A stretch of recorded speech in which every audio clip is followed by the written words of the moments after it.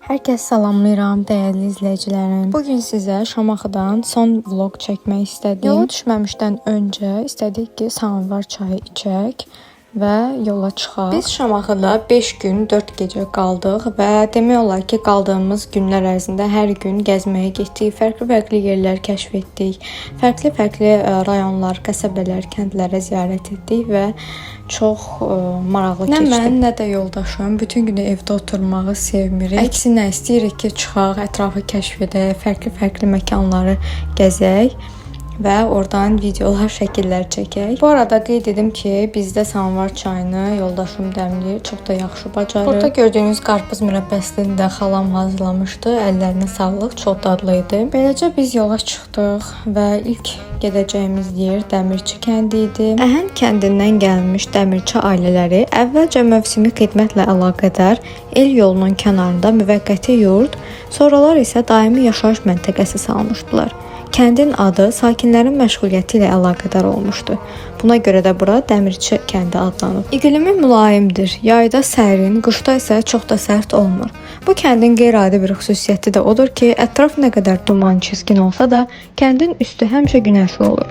Kəndin iqlim şəraiti kənar yaşayış məskənlərindən fərqlidir. Kənddə hal-hazırda 537 nəfər yaşayır və bu kənd sakinləri vaxtilə İsmayılın Lağıc və Əhənd kəndlərindən gəlmə tatlardır.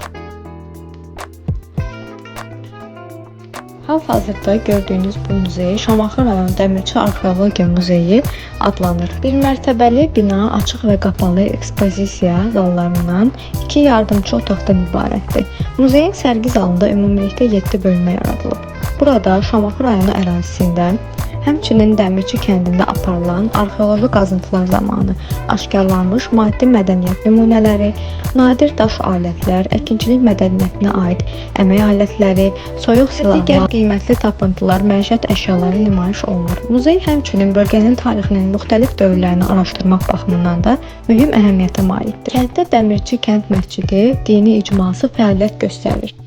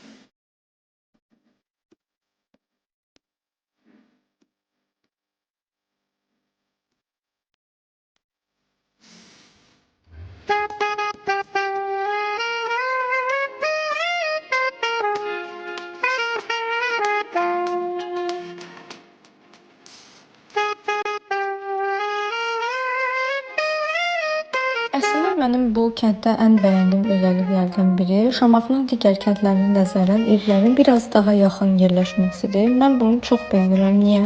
Çünki ola bilər ki, mənim də qonşu olaraq köməyə ehtiyacım olsun və yaxud da qonşum hər hansı bir səbəbə görə köməyə ehtiyacı olsun. Məsələn, biz Abaqılda qaldırıq, lakin evlər bir-birindən bir xeyli uzaqda yerləşir. Bu mənə də gəlir ki, biraz çətinlik yarada bilər, əgər uzun müddət qalacaqsınızsa. Və burada da çoxlu marallar görürsünüz.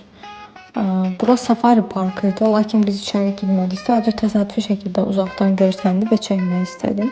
Bu arada oranın girişi 100 manat olub. Daha sonra isə yollandıq Meysəvi kəndində Abqora restoranına. Burada süni göl yaradılıb və ətraf doludur ağaclarla, yaşıllıqla. Çıxıb həyətində gəzə bilərsiniz. Bəli, əsl Abqora budur. Çıxışda içib gedirsiniz və rahat həzm edirsiniz yediyiniz qidaları. Budur, biz gəldik, yedik, içdik.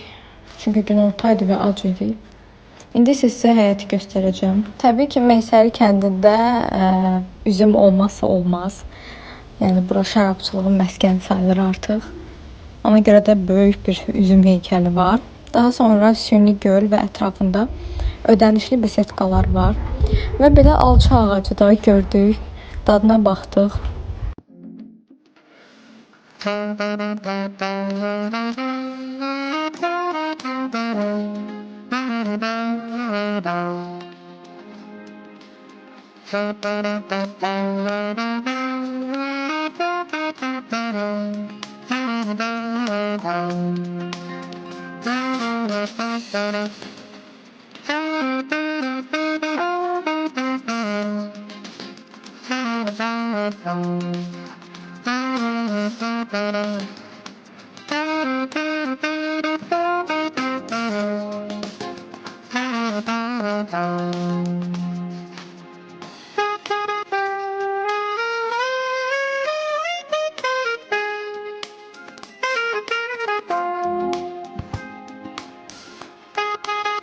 Evə qayıdanda isə orada mini mağaza var idi.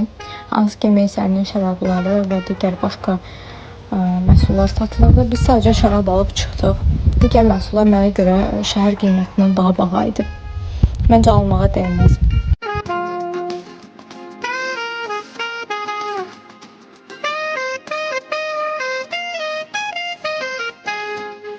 Və son olaraq burada belə iri çaynik heykəli və onun yanında nərbəksi ilə birlikdə armuda stəkan heykəlini sizə göstərmək istəyirəm. Yəni bir xeyli böyük bağı var. Gəz-gəz bitmir.